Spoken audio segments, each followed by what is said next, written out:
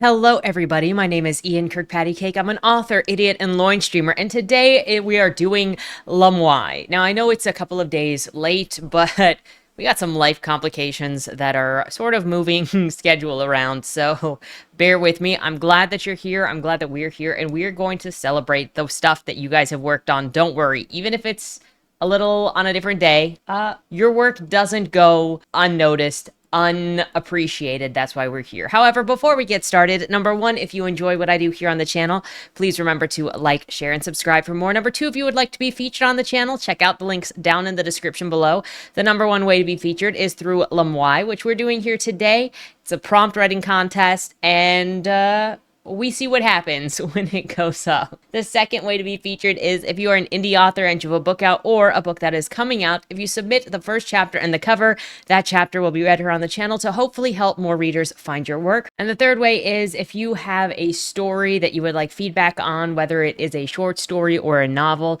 then there is the Crit This link where I will read it and give feedback on the channel. Just look at the rules there, and that has a kind of limit, so it's not the whole thing at once if it is a larger piece, but you can submit your book in piecemeal if you want feedback on the whole piece, and I'll just do my best to give you what I see, and you can use it as you will, or just consider me the idiot that I am. Then the third thing is if you would like to check out any of my books, they're available at any of your favorite places to get books, and I am currently working on my next novel, The Legend of Bill Cassidy, Book 1, and it's trucking along. I am nearly at the end of the revision. I am so excited to get into editing. Obviously, I am not hitting the release date of this year. It will be at some point next year, but it is coming, and I am so excited with the things that I am discovering, the things that are going to be put into the future books that I'm also discovering. I am just so excited to be working on this series.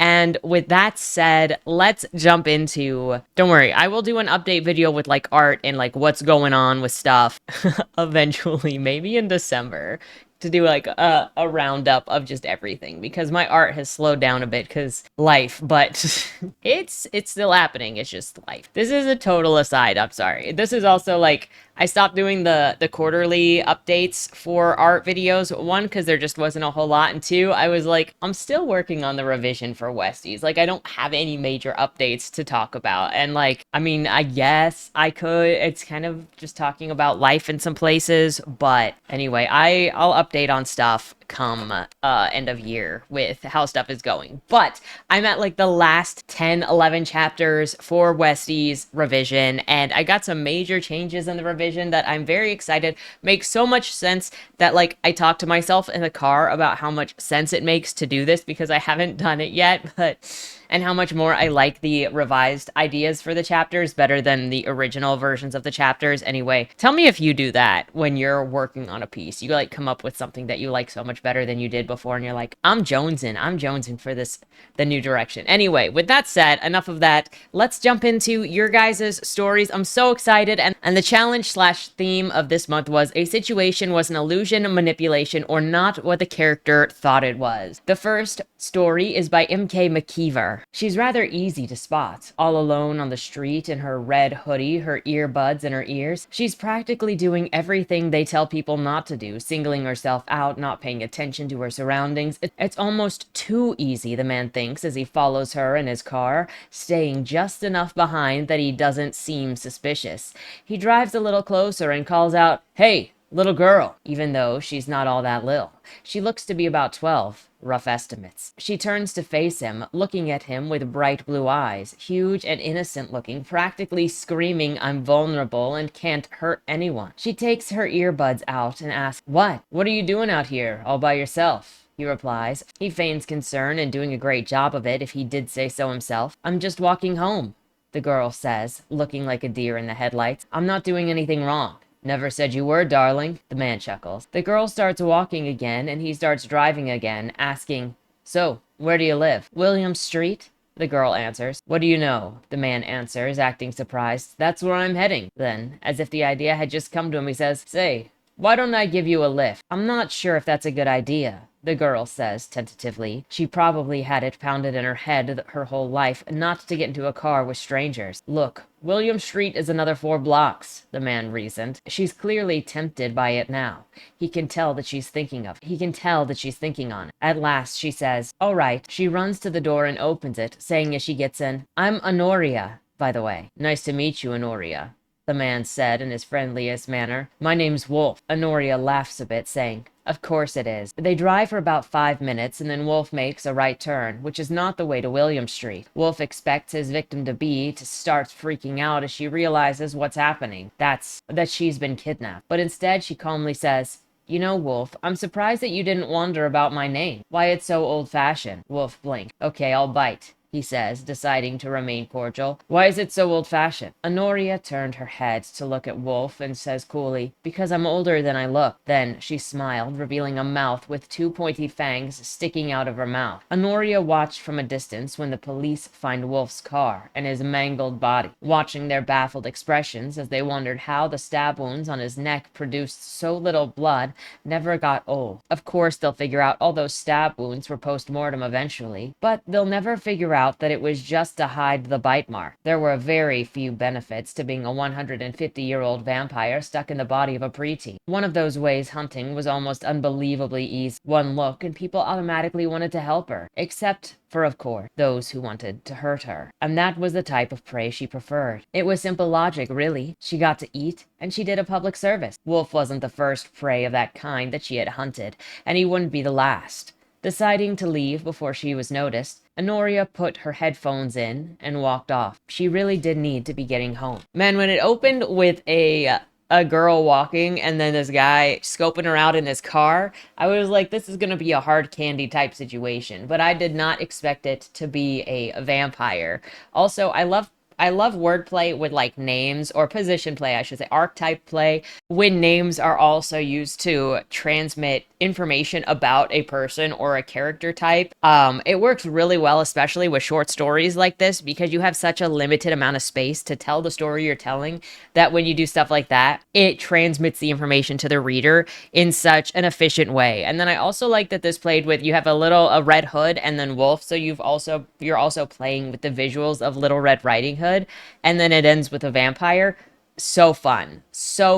And vampires, they never go out of style, okay? They never go out of style. The next story is by Mae Tanner. Elior hesitated. The man and girl from Deda's pictures stood at the alley's end, viewing the plaza. He forced himself to continue walking. His fingers itched to pull out the communicator and alert his team. Something moved in the shadows, resolving into a dog's tail swishing on the ground. His skin crawled as he spotted another dog, and then an entire pack, each watching the man and girl with eager eyes. Was the beast terrorizing the city a pack of dogs rather than a single monster? Elior increased his pace, trotting past the pair and into the plaza. He entered the building beside the alley and raced up the stairs to the roof, where he found a vantage point to watch the pair below. From the safety of the roof, he called his team. Those in the alley might need a rescue. Below him, the man pointed toward the plaza and then flipped down the alley. Elior followed to see he climbed into a fire escape out of the view of the plaza. The dogs stirred,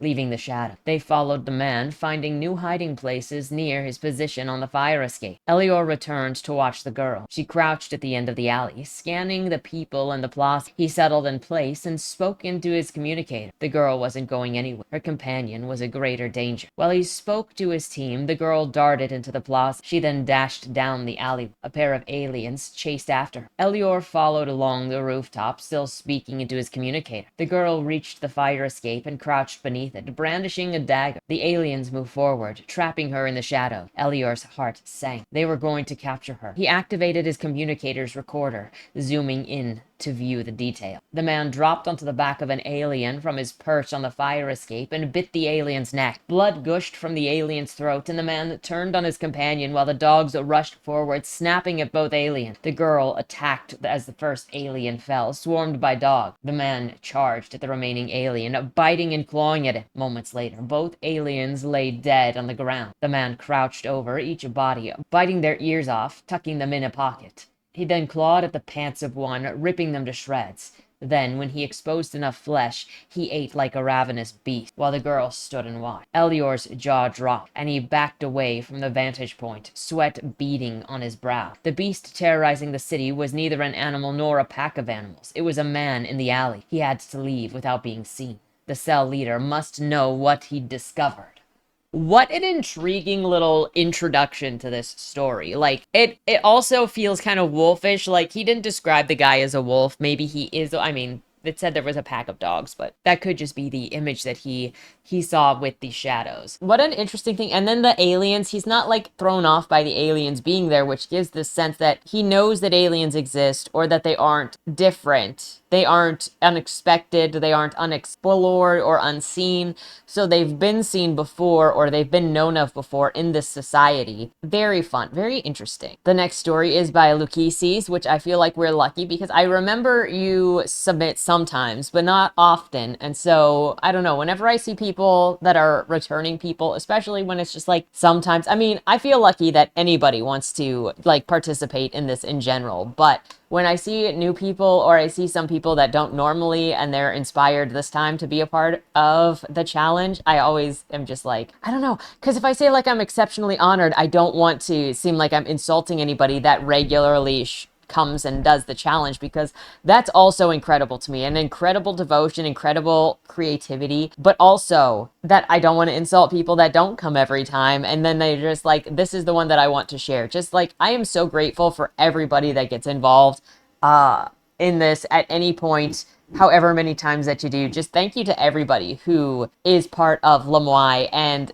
even if you don't even send in stuff, but you like write privately and then you have your story to do other things with, I'm just glad that this has meaning or is maybe helpful to some people in some way. Anyway, getting on to this, Lukicies. I looked down at the machine Dr. Breen had made before he died. Years of working in a lab hadn't prepared me for this, the end of the world. Dials and gears clicked away slowly and methodically, the timer slowly counting down, 20 minutes. I didn't understand why he would do this. I'd known about his genius ever since I was little and wanted to be a scientist more than anything when I grew up. I wanted to help so many people. It had been my happiest moment when I'd been chosen to be his apprentice at the lab. His whole career had been dedicated to helping humanity, although not without irony. I took a look around the lab at his creation. Robotic limbs for the disabled, but were repurposed by the military. Tissue samples from the zombie outbreak that he offered immortality. Tissue samples from the zombie outbreak that offered immortality. But you know, the zombie thing. Universal translators so that I could know what everyone online in different countries thought about my mom while gaming. Moss that absorbed pollutants but spread like cancer and had to be napalmed every couple of months to hold back from devouring the cities. There were faults for sure, but with the intention to make a better world. He must have finally lost his mind. It was fragile to begin with, as with most geniuses. Or was he really trying to save the world? 15 minutes. I have to stop the world in order to save it. No more wars, no more violence, nothing but peace. I have to stop the world. That was the last thing that he had said to me before taking his own life, so that he couldn't be coerced into undoing the device. Our lab was sealed away in a bunker hundreds of meters underground, unknown and impenetrable, with only the two of us. Is he afraid of me? I'd always been the voice of caution between them, but could I have really brought myself to threaten him, thinking about my family and everyone that I'd known dying? Yeah, I could do that, but that meant that it could be stopped, right? If he was worried about it so much, then there must be a way. 10 minutes. I studied all sides of the device on the table. It was a metal box about a meter cube with dials and gears and hissing steam. The dials and gears did nothing and were purely aesthetic, so whatever was going to stop the world was on the inside. I pried at the corners until my fingers were sore. I smashed the lab equipment against its silver walls. No side offered any way of opening, and the metal casing proved too strong to break. Fear swelled inside me. What if I couldn't stop? Would everyone blame me for working with him? Was there even going to be anyone left? 5 minutes. Only I had more time. If in time almost anything was reversible, even reseeding the planet. Whatever he created, I could make something to undo it, or regrow it, or remake whatever was lost. I was his apprentice, the chosen follower, and it was my responsibility to fix it. I just needed more time. A little more time. Infinite time. Zombies. True. I would give up my humanity. But if I retained just a fraction of my intellect, and at the time and purpose, I could make this right. I rushed over to the zombified tissue samples and grabbed a syringe. I stabbed the needle into my veins, pushed the plunger. My arm went cold immediately. It then spread to my chest and lungs. Breathing was now optional and unnecessary. Hunger and pain were distant memories. My legs felt weak, but I could shuffle back over to the device.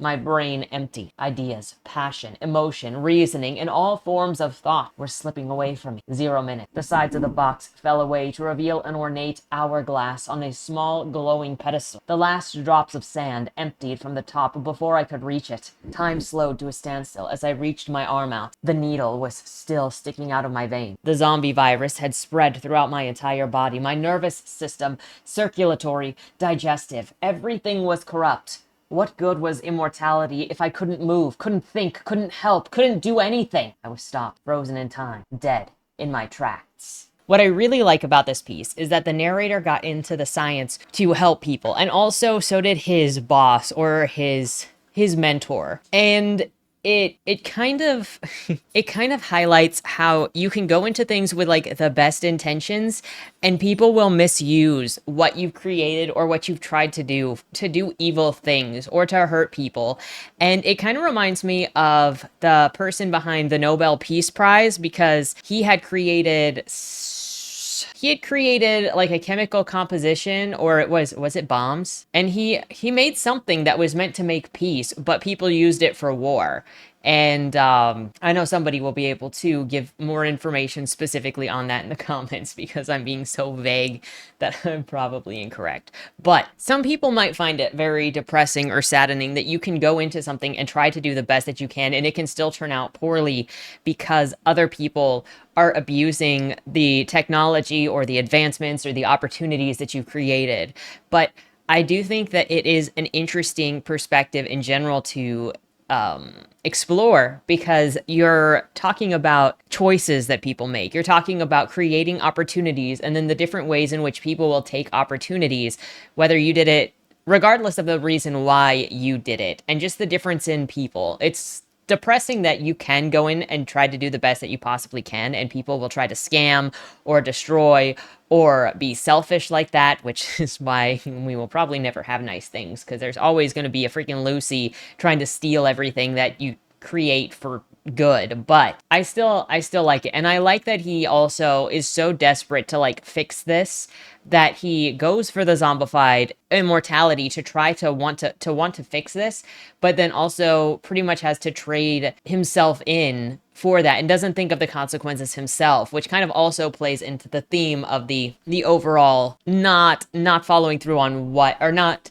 following the line necessarily of the consequences to the action. It also kind of makes me think of Carlton Mellick III's story about the story called War Pig, where the dad is like a fighter in a ring, and you can inject this drug that makes you more animalistic to the animal that's on the inside of you. And this dad, once you hit 10, you're basically no longer a person. You're just the animal that was inside of you. And this dad takes like the last of the drugs so that he can win the fight, but then he basically just becomes a pig and loses himself entirely to that thing. And it's like, I mean, completely different situation, but the fact that he's, got the needle in him and he turned himself into a zombie to try to get this outcome that he's just not going to be able to think, and loses himself so instantly. That's also such an insanely frightening idea. It's almost like Alzheimer's, but different in obviously a way. It's being zombified, but just like feeling yourself lose everything about you in just that instant. That is a true horror right there, in my opinion. Excellent work. The next story is by Anonymous. The horse would either come back to her here or return home without her. Whichever way, she was going to have to stay in one spot if there was any hope. The young woman looked down at her riding boots despondently, and she waited. This was the middle of a North African wilderness, and she had been watching the desolate landscape for hours. She knew people like her who fell away from their horse in country like this almost always died when they moved from where they had fallen. She imagined rescue, but also snakes, wolves, bandits, and even those witches that were said to haunt these wilds, tricking travelers to their doom or luring children away and eating them up. A person can easily begin to believe such stories when lost on this kind of land. land. When she raised her face, she was met with a sight of a lush green oasis dotted with pools of clear, shimmering water. It didn't seem real. How was it that she had not seen that before? She could not imagine it then. And yet, if this was real, moving anywhere at all on foot would still be too dangerous. The vast stretching gelation of plant life seemed to swell before her. But she would not leave where she was. She turned her face away. The next eidolon she could not look away from, a young man with champagne skin and bright yellow irises behind long black lashes, held a Damascene scimitar under her chin and, with a sword's edge, raised her face to his. Offer him a cigarette played audibly in her mind. She had been trying to lose weight before this, and smoking cigarettes suppressed her appetite. She reached into her breast pocket. They spoke Spanish and called her little mother. The long, pearlescent cigarette already on his round lip. He was a lone cavalier, turbaned, all of his outer wrappings black or dark blue. His sword hung down around his sword hung down onto the sand, and his other arm he held onto with his other arm he held onto the camel. Mamacita. My name's Perdita, the young woman asserted. He said that he was a Bon and bid her to climb onto his camel. Perdita made note of the pistol butt sticking out of the big holster on him, and she knew that she had better do what he said. They went for the oasis. They were in the shade of the willows and cabbage palms soon, and there were stone vaults here and there, and even a few tall, round granaries. There was a small villa here. A Bon, are there any other men here? Perdita asked trepidatiously. I promise you will be safe here, if you promise not to go near the caravanserai. Perdita looked and could just see the caravanserai off in the hazy distance. I promise not to go, she said. Will you sup with me? He asked. Aban built a fire inside the villa, and Perdita washed in the trough outside, while he cooked oatmeal in a cauldron. The oatmeal fed the camel, Aban and Perdita. It is strange to me that a lone camelier should be out here like you are, Aban. Perdita began talking with him while they ate. What is it that you do? She asked. I protect thee, said he, and he showed her some very old books. I think you're going to need to find a better place than this to keep thee, Perdita insisted. The country is still at war. Nothing will be safe here if the war comes to the oasis, she continued. The oasis will be safe, said Aban. The next eidolon appeared the day after. A peloton of Spanish horse soldiers was sweeping the area, and Perdita ran out from the villa to see. There were the columns of horse soldiers in the distance. They were already not very far from the oasis. A great cloud of terrifying warriors, mounted on beautiful barbed horses, coalescing seemingly out of thin air. All around, and they charged out from the trees, screeching, to attack the soldiers with sword and lance. Perdita screamed, ran, and Aban caught her before she could run over. There was a crackle of the horse soldiers' carabines. They carried a very modern weapon. I am worried about you, Aban, Perdita admitted. Those are fine specimens of the so-called unauthorized firearms you are wearing on your belly. The Spanish will hang you, she explained. I've been paid to resist the Spanish, Aban confessed simply. No, Perdita aspirated. Aban, I care for you, the young woman confessed to him. I must go now, said Aban. Do you know what they might do to you? Perdita ejaculated, grabbing onto him. She told him about what she had seen out in the field. She had found a large grave out in the wilderness and saw the earth heave and a massive, hugely swollen up body of a pig shiver up from a spot. The pig's body broken open. Dead men burst out from it. The soldiers had done it, killed the pig and the men, and left them there like that. It was a sight and a smell that she could not make herself forget. The story frightened Aban, and he let Perdita take him back to the villa. Perdita fell asleep over a leopard skin atop a large Morocco chair inside of the airy mosquito net that Aban had hung inside of the villa. She was naked, wine drunk, and they had been celebrating because Aban had been paid. When Perdita was hungry again and started eating more capon with rice cooked in camel's milk, Aban was spoiling her. She sat up, chewing a banana and reaching for more honeycomb. She eventually stepped outside with a cigarette on her honeyed lip. Balloon woman, she called herself, reproachfully, as she looked down at the reflection in the water. As she finished her cigarette, she thought of eating it. She frightened herself. The young woman lit another cigarette and pulled on the silk outer wrapping around her body over her glowing skin. The thought that she could be pregnant crossed her mind. They took a walk to clear their mind, and there was something in the cave. When confronted, Aban explained that he was not a witch, only protecting the book, some of which were witchcraft, and that there was a spell protecting the oasis that had always been. Still suspicious, she acted as though she believed Aban, but that night she crept down into the cellar. She found nothing and was ready to go to bed when she heard it sounded like someone she once knew. The voice was coming from one gigantic wine barrel. No, stop! Let me out! I can't! Said the voice. Perdita approached the barrel. It creaked ominous. Suddenly the barrel burst. Honey flooded the cellar floor, and a massive body washed partway out. It was an utterly monstrous, obese girl or woman. Her ballooned stomach was almost as large as a billiard table. Her limbs were just swollen pillows, flooded into the rest of her fat just to fit her in the barrel. She was painted with henna tattoos and dressed in a sheer muslin wrap parted to each side so that her stomach was naked. Everything was wet with sticky honey. She was European. Her hair was long, dark, and frozen by the sticky honey in a way that it floated up and honey around her while the barrel was filled. She saw that the giant girl had swallowed some of her own hair, a few locks of dark hair flowing down her throat. Perdita wondered if it meant that the woman had been put in that barrel alive. Suddenly, the corpse burst open. What came out was yeasty and honeyed, and it covered Perdita. Perdita puked and sobbed profusely. The witch had fattened that person up for this and stored her away for one of their demonic feasts. The giant woman must have been force-fed for years before she was mollified alive. Perdita emptied her stomach, doubling over before she ran up the stairs and outside. Aban wasn't going to do this to her too. She ran to the caravanserai, no one there but dogs fighting for the bones of the dead, and Aban was after her. Boom. Perdita had come out with an old camel gun that she had found on a corpse, the kind of shot that should have cut the male witch in half. But he walked away from it. He was a witch. He could not die. But being shot was certainly not good for him. Blood poured from his mouth. Perdita had already loaded the long gun with more shot. She raised it again to fire into his back, but when it fired, she was only sprayed with sand. The oasis had disappeared, covered over by sand dunes. The dogs howled behind the plump, half-naked woman. "God help me!" Perdita cried into the desolate landscape. What a story! Oh my gosh, that I could not have guessed where that was going or what that was going to do, and I could not help but think of the mummification process. I mean, that's not exactly the same as this, but I did read about it in the book Stiff by Mary Roach, and she wrote about the ancient ritual that some partook in of just like eating honey for months before they died and then being mummified in a coffin of honey and then being left like closed, marked. It was either for, I think it was 100 years, and then people would open it and then take a piece of the mummified body and then eat the mummified body as medicine. Clearly this is different, but it's also, that's what it made me think of. What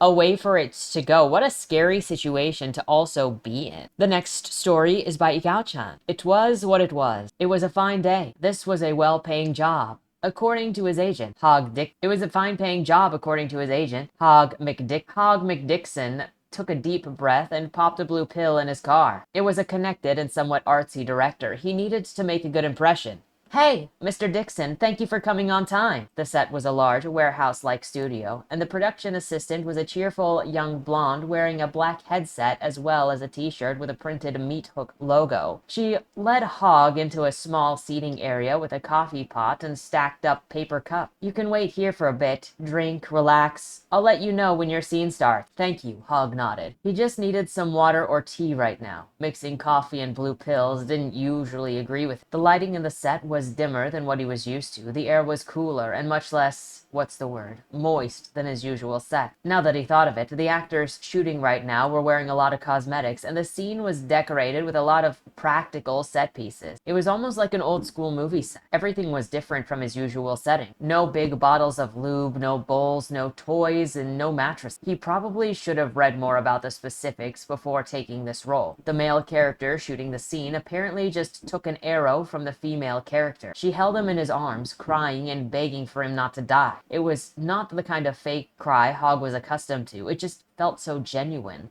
A little heartbreaking. How could one get in the mood after watching this? "Hey, excuse me." Hogg waved at another production assistant who came by to refill the coffee, trying his best to phrase his question in a professional and non-offensive way. "Is this the same set that I'll be using? Is this—" "Yes, your scene will be shot here, Mr. McDickson." The production assistant smiled and nodded. "And yes, this is that kind of movie. It's so exhilarating." "Okay," Hogg nodded back. Exhilarating. That's not a very common word for the type of work Hogg did, but it was not like nobody said it before. "Mr. McDickson," the production assistant who brought Hogg in came to him. "You're up next." Okay, it was time. Hogg took a deep breath and looked down at his crotch to make sure that he was ready. He was usually not this nervous, but everyone here seemed to be extra professional and were taking the movie itself quite seriously. If he wanted to impress the director, He'd better take on the same attitude. "Hi, Mr. McDixon. Thank you for coming." The director, a young man with a light beard and a very artsy hairstyle, greeted Hogg with a firm handshake. "Now, I trust that you have read the script, so I'll be brief. Your scene is simple. You're with your girlfriend. That would be Riley here." He gestured at a beautiful, slim young woman standing next to himself, who waved at Hogg with a smile. "You rented this cabin for a short vacation. You reach the place when it's dark and cold, but you're both young and passionate, so the moment you get inside, you start making out. You then roll onto the floor and you begin to have sex, okay?" "Okay," Hogg and Riley nodded. "Then, when you are close to climax, the entire cabin shook, okay? You are both surprised and a little scared. We won't focus on your lower body. We'll give you the signal when you're close and when the earthquake hits. Is anything unclear?" "No," Hogg and Riley answered at the same time. They smiled at each other. She seemed friendly and professional. Their shoot could go very smoothly. "Cut! Stop!" the director yelled his first cut when they were at the cabin door, kissing. "McDixon, too much exposed tongue. You're kissing your girlfriend. For you and her, not for the camera. No need to go like that." "I'm sorry, director. I'll keep that in mind." McDixon scratched his head. "It's okay. Just follow my lead." Riley smiled and whispered. The kissing scene went smoothly the next time. Following Riley's lead was a good idea. She was apparently quite experienced. How could he have never seen her before? They rolled onto the floor, tearing off each other's clothing. Finally, both of them were only in their underwear. But just before the sex would begin, Hogg hesitated. Everything felt so serious and artsy, so he hesitated. "Ugh, just put it in." Riley's face was fully blushed, just like a real girlfriend. Hogg nodded and did as asked. But unlike what he did in his usual jobs, he was slower, more gentle, and actually full of passion. Yet, a question still lingered in his mind. Was this still the job that he thought it was? His usual work would always focus on their junk, and would always require them to fuck instead of make love. "Climax! Now!"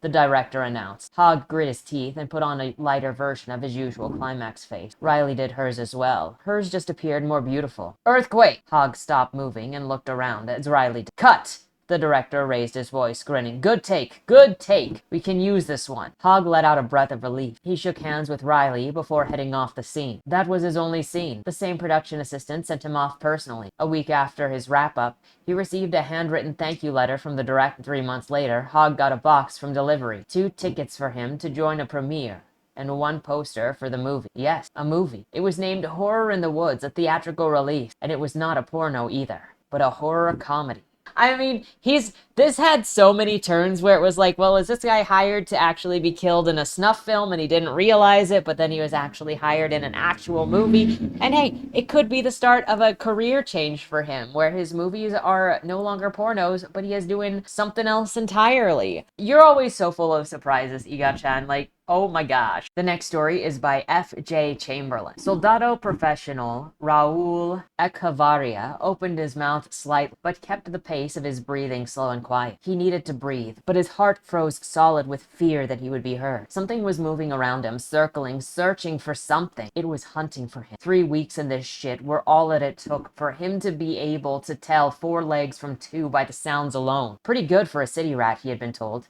He was close to being able to roughly identify a creature's weight, but everyone he knew who could teach him was now rotting in the tree. 2 leg, cautious gait, thorough persistence. Not much in this godforsaken rainforest walked on 2 legs, but the things that did usually had a gun. Echevarria didn't. All he had left after 3 weeks in this shit was Loretans with a broken sword bayonet. He braved another look out beyond the corpse of trees that he'd spent the night. The shadow betrayed the movement of a man, but obscured the direction that he walked in. Assuming that danger approached, he slowly crouched down below the brush and inched away from the shelter, careful not to step on any dry leaves and branches.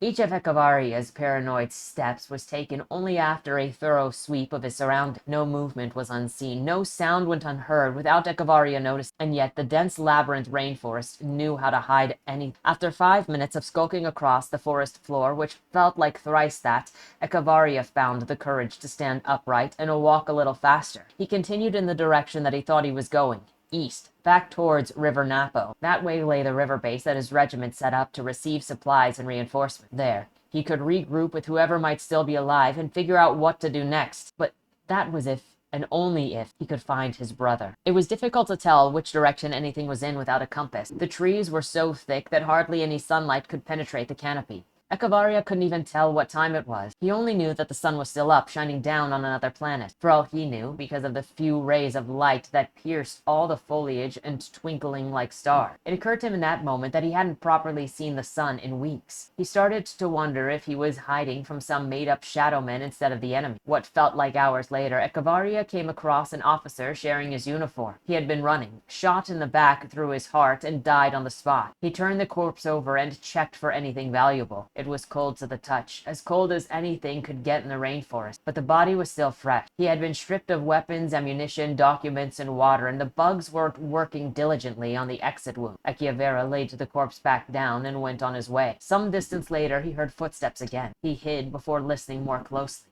It was difficult to tell whether it was 2 or 4 legs, as it seemed to keep changing. But whatever it belonged to was huge. The air got heavy around. First, from the rapid, honed survival instincts, but then from the putrid and oppressive stench of rotting flesh. It reeked worse than the dead bodies that he had seen since arriving in the theater. Worse even than the dead man's land that straddled Equito. Had he come across so many of his countrymen dead in this godless land? Was Carlos out there? His anxieties were interrupted by a loud, shrill cry. His heart stopped, terrorized by what could cause such an anguished scream. But the horror only grew when the cry morphed into a deep rolling rumble. It repeated again, but stopped thereafter. The footsteps picked up, irregular, fast, and on all fours. Echevarria sprang to his feet and ran back the way that he came. Whatever it was, he wasn't going to kill it with his shattered bayonet. Echevarria only stopped when the putrid stench of death left him. He dropped behind a rocky outcrop and took his surroundings in again. It took him some time, but he recognized that it was a place that he had found the dead officer, except the body was now gone. A Colombian officer crept into view, hunched a little down and a sidearm in his hand. He was quite unkempt, even by ASMD standards. His neck and chin were overgrown with a beard. His hat was filthy, and there was a very large, very bloody hole in his jacket over his heart. Echevarria looked around to see if there were any others when he noticed something pale hidden beneath some shrubs opposite. It was an arm, naked and dirty from the fingers until they disappeared into the brush. The man came back, walking upright and holstering his pistol. He didn't notice Echevarria as he passed, stopped at where the arm lay, and then pulled it up. It was attached to a naked man who didn't even have undergarments on. What he did have was a hole in his heart. The dressed man walked off with the body slung over his shoulder. Even then, Echevarria refused to believe what he had seen. The sunlight deprivation had been sending him mad, or some other nutritional deficiencies born of being lost in the rainforest for weeks, chasing down a madman who called this a living hell home. The Peruvians never stood to that level, not even the Loretan. They had enough fiendish tricks as it were, but whatever that was certainly wasn't a scheme of the Sapa Rey. This was something else entirely. He wasn't sure what, but he knew that he had to find his brother fast. I really like the monsters and the hidden, how do I put this? The tension in this is excellent. The building of the losing his mind, or not sure if he's losing his mind, and there's a monster here, is so well done that I so much enjoy every time a story comes through in this world with these characters, and I get another installment. Thank you so much for submitting this, Jeremiah. The next story is by Valorie Beaudyka. With a forceful shove and an audible crack, the brass window latch tore free of its anchors and the panel slid open. Bingo. Nell, Lynn groaned below, her posh accent dripping with disapproval. What was that noise? Oh, that noise, princess. Yup.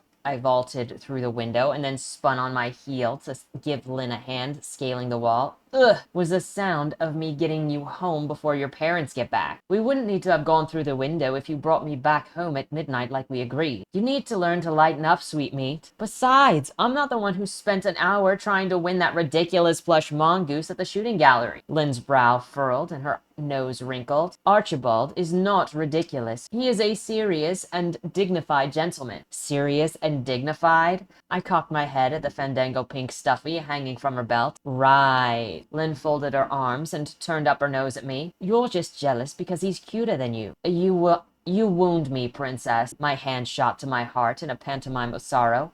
He may be cuter, but is he a better kisser? I don't know. Lynn's lips curled into a smirk. I guess you'll have to show me. I brushed an indigo lock of hair from her face and wrapped my hand around her waist. Lynn's rosy lips puckered, and her deep-hooded eyes that sparkled like amethyst in the pale morning light drifted shut. I leaned in until our lips were but a hair's breadth apart, and then whispered, "Make me, sweet me." Lynn's lips slammed into mine. In the distance, a lark heralded the arrival of dawn and bid me depart lest we be discovered. But I was dead to everything in the world that wasn't Caitlin Leigh. Class, nation, status, none of that bullshit mattered in the steamy blur of our embrace. After a fleeting eternity of bliss, our lips parted, and Lynn shook her head with a sigh. You should go. The servants will be up soon, and if we get caught, my mother will kill me, and your parole officer will kill you. The thought of leaving made me want to rage against the heavens, to scream for the whole garden district to hear, "Fuck parole and fuck your parents. Being here with you is all that mattered." A breathy "yeah" was all I could manage. As I straddled the window, bracing myself for the 10-foot jump to the ground, I heard Lynn breathe in a whisper, "I love you." I cocked my head in her direction, taking in one last glance, "Me too, sweetheart," and then dropped to the ground with a gentle thud. In the distance, the grand clock tower chimed the hour, 5:45. I propped my hood and strolled through the greenery of Lynn's estate. The iron fence was a sprint away, and I was in no hurry. The air was thin and rich with the scent of dewy grass and budding trees, none of which could be said to exist in the Undercity, where the air was thick and with sulphurous smog of mills and mines. Lumen's city of progress, built on the backs of Southside swamp. A massive weight struck me from behind and sent me crashing to the ground, and then dragged me up again. The world spun and my head pounded like a clapper of a bell. I was on my knees, arms twisted behind my back by some unseen giant as a woman in black approached. She was tall and lean, of olive complexion. Her right arm hung limply in a sling beneath her cloak, but her left clutched an iron revolver. "Well, well, well, Julius," the hedge slinger clucked in a calantro drawl. "What do you reckon we got here? Looks to me like some trenched street rat traipsing about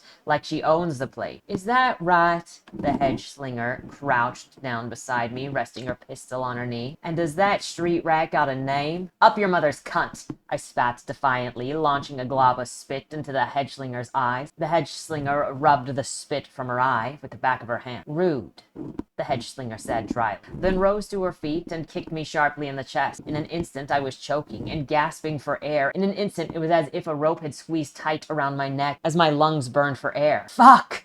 I screamed at last in a hoarse, coughing whisper. "Now, Miss Up Your Mother's Cunt," the hedge slinger smirked sadistically as she dropped to a squatting crouch, "let's try this again." "Olenya," I sputtered. "Olenya Venderna." "See, now that wasn't so hard, was it?" The hedge slinger laughed. "Now, what were you doing in Katie's room, Miss Olena Venderna?" "Katie?" I blinked dumbfoundedly at the hedge. Does she mean Lynn? Nobody called Lynn Katie. Nobody. Except Ripley. Lynn's voice rang across the grounds as she suddenly rounded the corner of the house. She was still dressed in street clothes that she'd been wearing last night. Her heart raced as she charged the hedge slinger like an angry dog. Memories of the May Day riot and Cassandra Kirker's enforcers gunning down townies in the street rushed through my mind as the hedge slinger rose to attention, tucked her gun into her belt, and caught Lynn in a warm embrace. Lynn swung around the hedge slinger in a bear grip hug. "Easy, easy, kiddo," the hedge slinger laughed. "Mind the arm." The hedge slinger's laugh was warm and her smile genuine, free of the sadistic glee that had existed before. Lynn released the hedge slinger from her grasp and punched her gently in her bad arm. "Where have you been, Ripley? You said that you would be gone for a week, and that was 2 months ago." "Well, little sis," Ripley smiled awkwardly, "I thought that I would only take a week, but, well," Ripley nodded down to her bad arm, "things didn't exactly go as planned." "Ripley, little sis?" I wrinkled my brow and took a closer look at the hedge slinger. The two looked everything and nothing alike. Olive skin, black hair, brown eyes. They could have been distant step-cousins. But sisters? "Well, you missed a lot in 2 months." Lynn glanced down regretfully at her. "For starters, I got a girlfriend." "About time," Ripley laughed. "Who's the lucky girl?" Lynn's face contorted into an embarrassed smirk, and she tilted her head in my direction. Ripley's brow furrowed. Then her face dropped into an exasperated grimace. "Her? Really? Do your parents know?" Lynn shook her head, and Ripley pinched the bridge of her nose. "Well, shit." Ripley gestured for Julius to release me, and suddenly my face was crashing to the ground. "Sorry about that, kid." Ripley crouched down to help me, and I pushed her away with a sneer. When I saw you sneaking around the estate, I thought I was some hoodlum from the trenches cursing the joint." Lynn crouched down beside me and helped me to my feet with her arm. Well, in Miss Jackson's defense, you...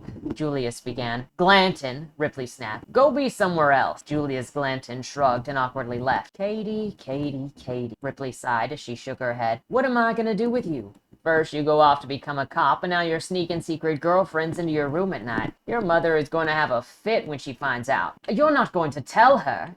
Lynn gasped, eyes wide with fear. No, Katie, you're gonna tell her. I can't. Do you love this girl, Katie? What do you mean? Do you love her? Or is it just some nice piece of ass? Because if you love the girl, and I mean really love her, then she deserves better than what you've been putting her through. Lynn looked at me, and I looked at her. I knew in my heart that this was a fling, that I was just a nice piece of ass, a way for her to rebel against her parents and get laid at the same time. But that didn't make it hurt any less. A love like ours could never prosper in a city of iron and light.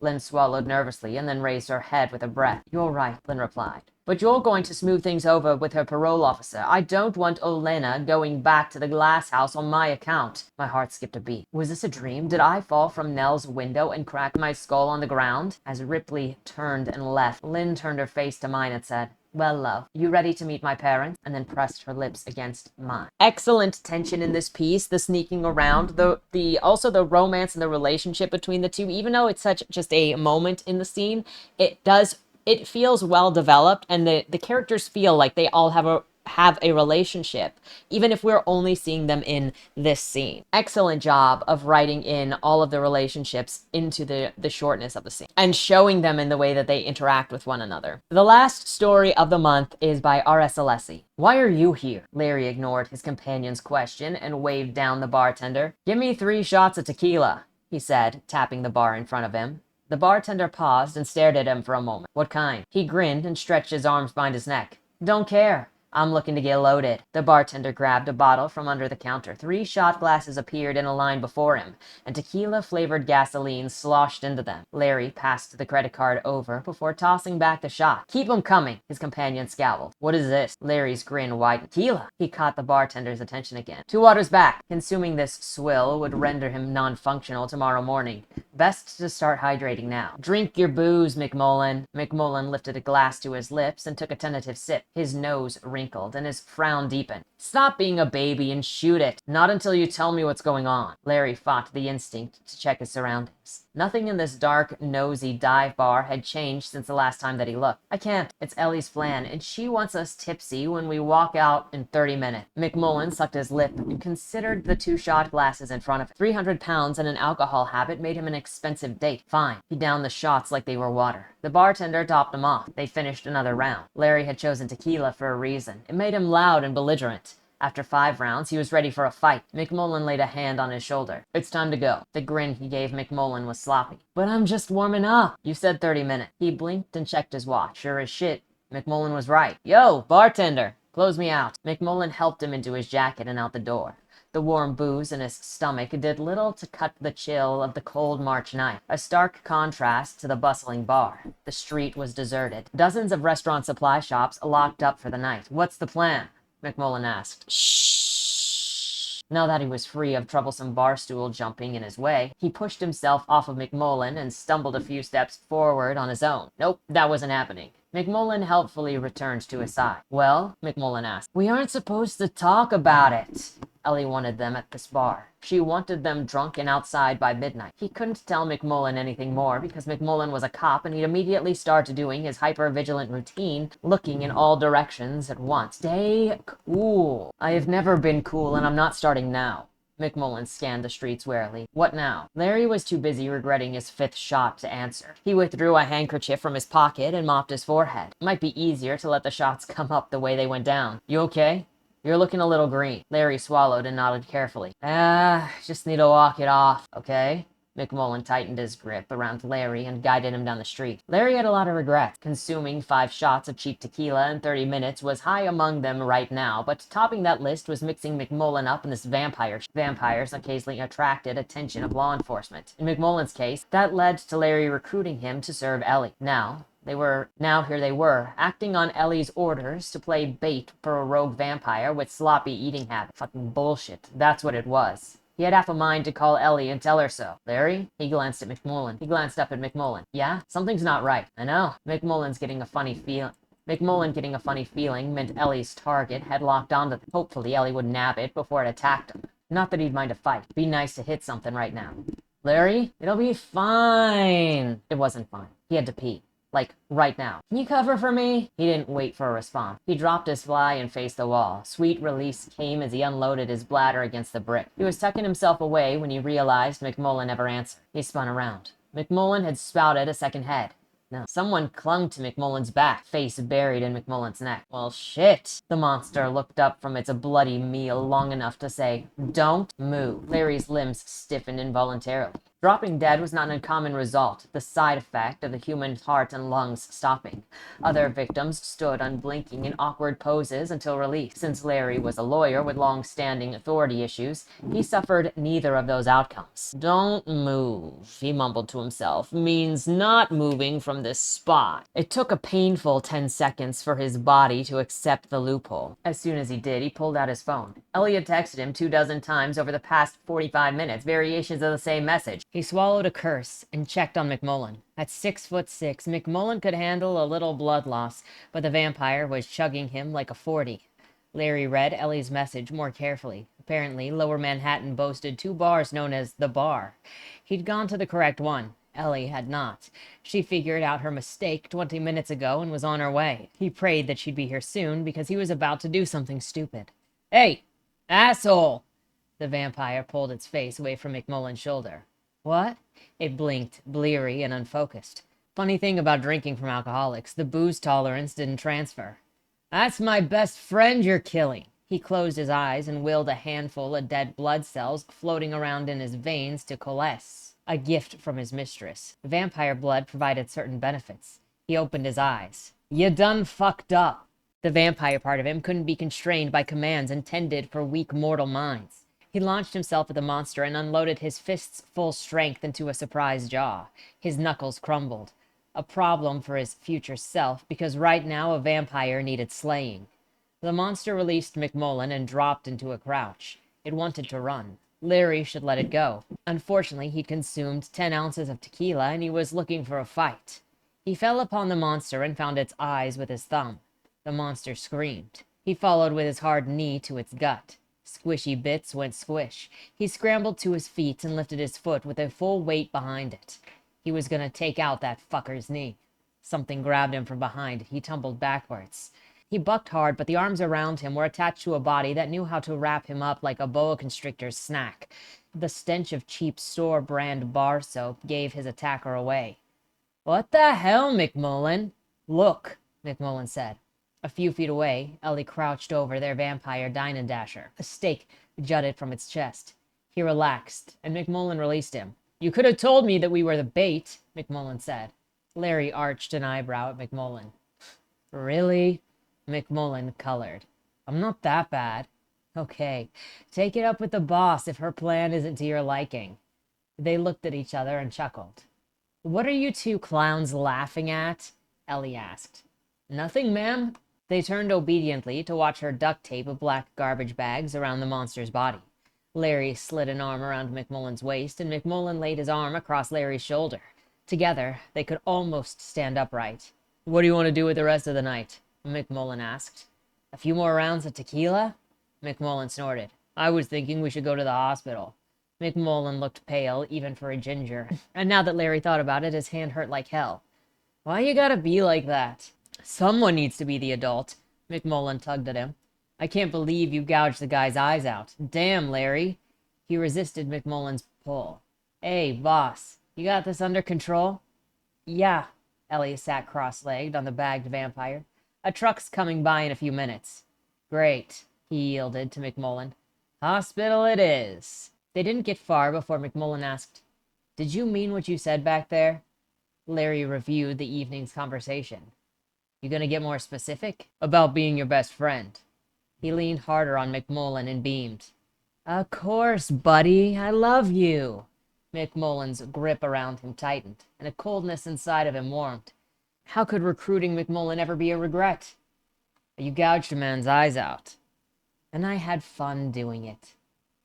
These characters are always a delight. People, when they finally get the chance to read your main work, R.S. Alessi, or at least I should say main work, because the one project you're working on right now is also kind of a big deal. But when people read this one, which is like your long-term work, it's going to be so exciting to finally get to share those characters in a bigger sense, because your character work is wonderful. I mean, you just have fun ways of writing in general, with taking the mundane and adding the supernatural to it, and just mwah, mwah.